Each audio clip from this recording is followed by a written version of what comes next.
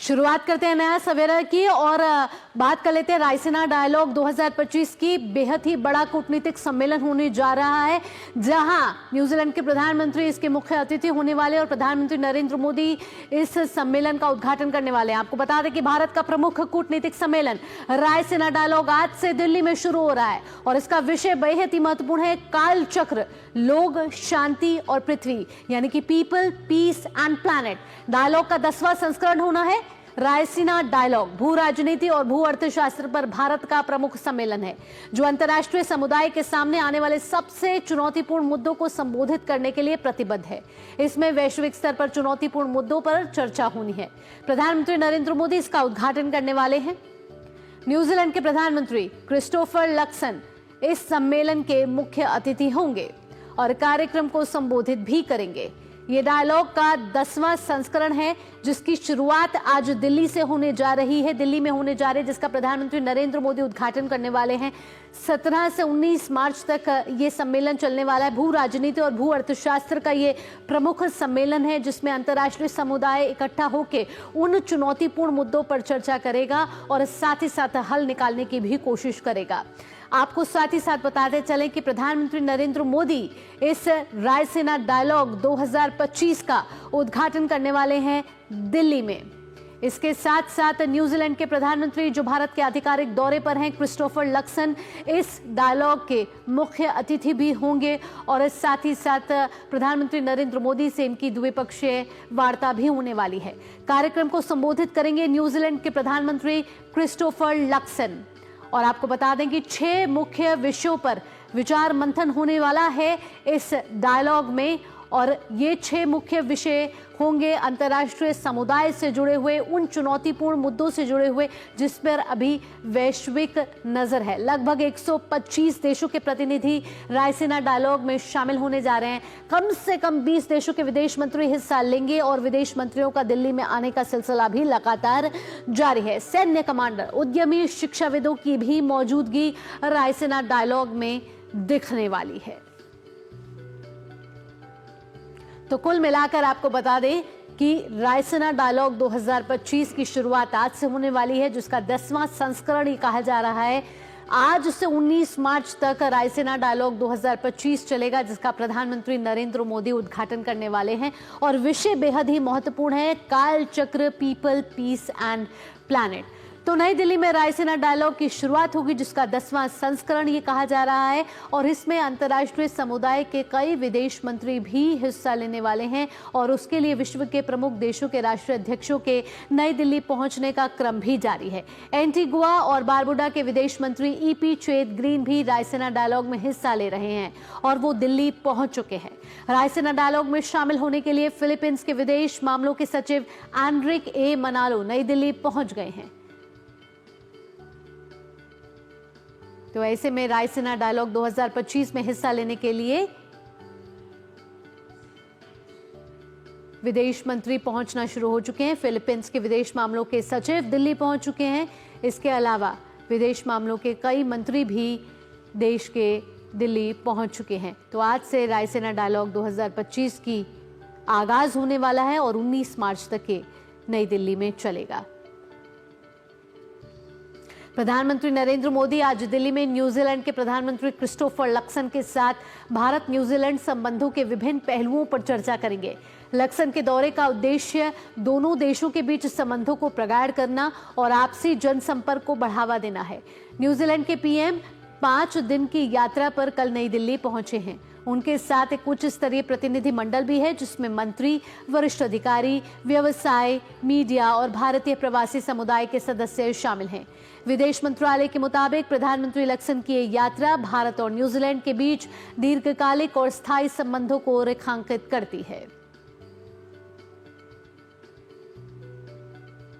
विदेश मंत्री doctor S Jaishankar ने कल न्यूजीलैंड के प्रधानमंत्री क्रिस्टोफर लक्सन से मुलाकात की है। प्रधानमंत्री लक्सन रायसीना डायलॉग में मुख्य अतिथि के रूप में हिस्सा लेने के लिए भारत यात्रा पर आए हैं। इस दौरान मुक्त व्यापार समझौते पर आगे बढ़ने को लेकर चर्चा होगी। इसके अलावा अन्य द्विपक्षीय मुद्दों और वैश्विक घटनाक्रम पर भी दोनों देश चर्चा करेंगे। प्रधानमंत्री का पदभार संभालने के बाद न्यूजीलैंड के प्रधानमंत्री की ये पहली भारत यात्रा है।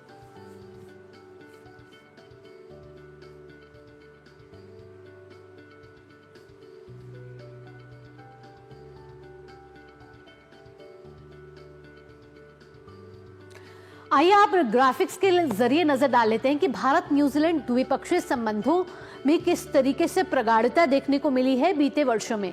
1952 की बात करें तो राजनयिक संबंध दोनों देशों के बीच स्थापित हुए। इसके बाद साल 2024 में 1.75 बिलियन अमेरिकी डॉलर का द्विपक्षीय व्यापार दोनों देशों के बीच हुआ है।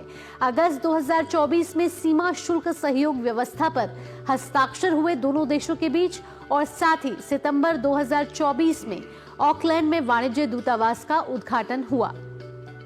आपको बता दें कि न्यूजीलैंड से ऊन, लोहा, इस्पात, फल, मेवे और एल्यूमिनियम का आयात होता है।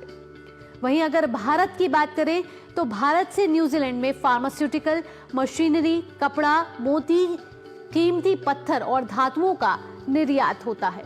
तो दोनों देशों के बीच बेहद ही प्रगाढ़ रिश्ते रहे हैं। भारत और न्यूजीलैंड रक्षा सहयोग समग्र मैत्रीपूर्ण संबंधों के अनुरूप है, यानी कि रक्षा क्षेत्र में भी दोनों के रिश्ते बेहद ही मजबूत हैं। अंतर्राष्ट्रीय सौर गठबंधन में शामिल है न्यूजीलैंड, और आपको बता दें कि इंटरनेशनल सोलर अलायंस जो है उसमें न्यूजीलैंड देश शामिल है। न्यूजीलैंड में आपको बता दें कि बड़ी संख्या में प्रवासी भारतीयों की मौजूदगी है, और लक्सन ने भी अपने बयान में कहा है कि भारत में की जो स्किल्ड लेबर है वो न्यूजीलैंड में काम कर रही है। वर्तमान में न्यूजीलैंड में लगभग 8000 भारतीय छात्र हैं, और न्यूजीलैंड में हिंदी 5वीं सबसे अधिक बोली जाने वाली भाषा है। तो भारत और न्यूजीलैंड के बीच रिश्ते को आज नया आयाम मिलने वाला है। आपको बता दें कि न्यूजीलैंड के प्रधानमंत्री एलेक्स लक्सन जो हैं वो भारत की यात्रा पर हैं, और साथ ही साथ रायसीना डायलॉग 2025 में मुख्य अतिथि के तौर पर लक्सन संबोधित भी करने वाले हैं। हमारे संवाददाता इस समय अखिलेश सुमन हमारे साथ जुड़ गए ज्यादा जानकारी के साथ। सीधा अखिलेश का रुख करेंगे। अखिलेश, सबसे पहले आपसे पूछना चाहेंगे रायसीना डायलॉग के बारे में। रायसीना डायलॉग बेहद ही महत्वपूर्ण मंच है जहां अंतर्राष्ट्रीय समुदाय के विदेश मंत्री और विदेश सचिव इकट्ठा हो रहे हैं और चुनौतीपूर्ण मुद्दों पर चर्चा करने वाले हैं। 6 मुख्य विषय पूरे सम्मेलन के लिए रखे गए हैं। क्या वो 6 विषय हैं जिन पर आज विचार मंथन किया जा सकता है, और इसके बाद देश आपसी मिलकर भी कुछ हल निकालना चाहेंगे? देखिए, जिस समय रायसीना डायलॉग इस साल हो रहा है उस समय आप देख रहे हैं कि रसिया यूक्रेन के बीच जो कॉन्फ्लिक्ट है वह एक तरह से कह सकते हैं कि समाधान की ओर बढ़ रहा है। अमेरिका की पूरी कोशिश है कि समाधान में शामिल हो और समाधान का नेतृत्व करे। दूसरी तरफ यूरोपीय जो देश है, यूरोपीय देश अपनी कुछ खास शर्तें, कुछ खास चीजें डाल रहे हैं।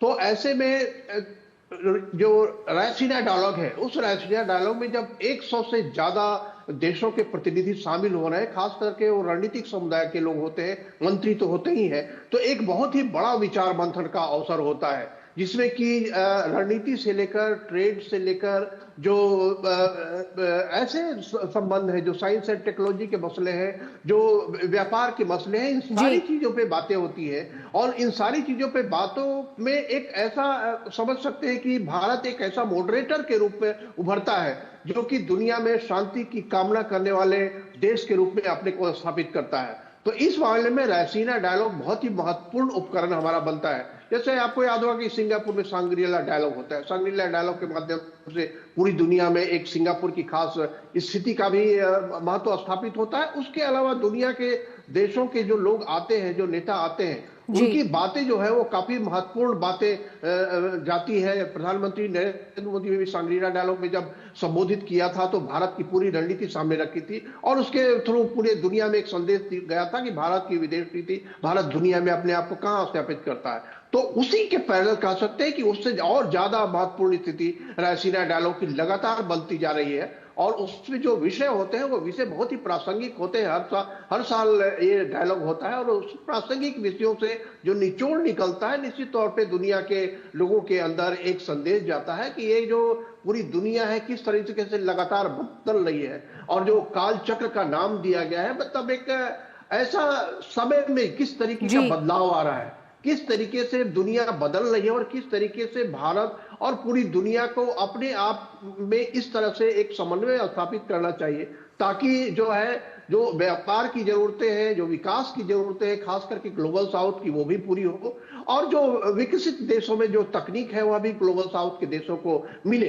तो यह एक पूरा रायसीना डायलॉग का जो विदेश मंत्रालय और ऑब्जर्वर रिसर्च फाउंडेशन के अलावा और कई संगठन उसमें सहयोग करते हैं, ये जो होता है वो निश्चित तौर पे बहुत ही महत्व का, और पूरी दुनिया इसका इंतजार करती है। भारत का रणनीतिक समुदाय भी इसका इंतजार करता है, और सारे जो मंत्रालय है वह भी इस पर नजर लगाए रहते हैं कि किस तरह से संदेश आ रहा है, क्योंकि इस तरह की गैदरिंग का अखिलेश, इसके साथ साथ ताइवान भी पहली बार इस रायसीना डायलॉग में हिस्सा लेने जा रहा है। दोनों देशों के बीच एक नया आयाम यहां भी दिखता हुआ नजर आएगा रायसीना डायलॉग में, जिस तरीके से ताइवान की एंट्री हो रही है।